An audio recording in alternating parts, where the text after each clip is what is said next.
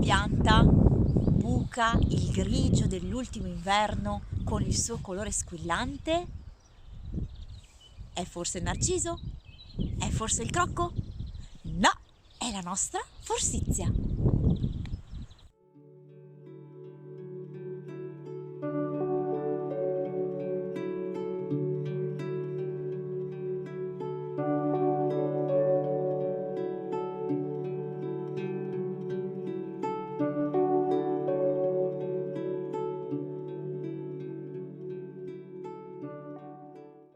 Siamo vicino a un gruppo di arbusti di Forsizia.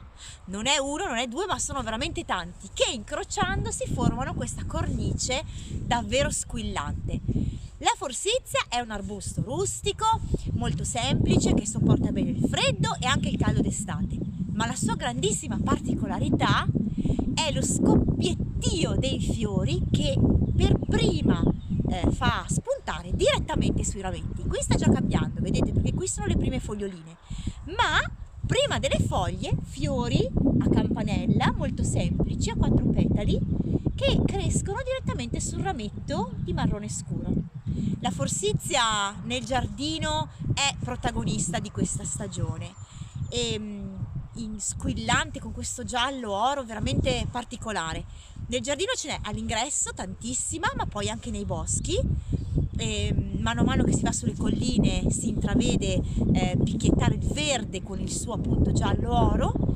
È un arbusto, vi dicevo, che cresce molto rigoglioso, va potato bene durante l'inverno in modo che poi a primavera, in questa primissima primavera, dia il suo massimo splendore.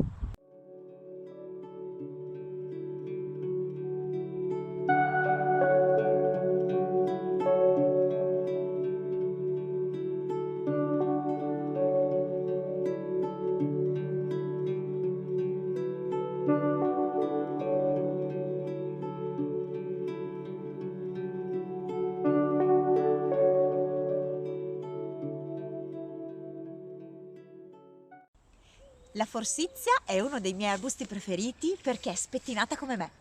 Non ha una forma precisa qui nel giardino, i suoi rami si allungano e creano questi colori bellissimi che stagliano sul verde, e è un arbusto comunque molto importante nella costruzione dei giardini perché è un frangivento notevole e poi può essere usato sia in maniera isolata che a gruppi come qui nel giardino. Infatti nella parte dei pendii e dei boschi si vedono le macchie isolate, mentre qui all'ingresso, proprio pochi passi dopo la biglietteria, si vedono delle macchie meravigliose di tanti arbusti intrecciati tra loro.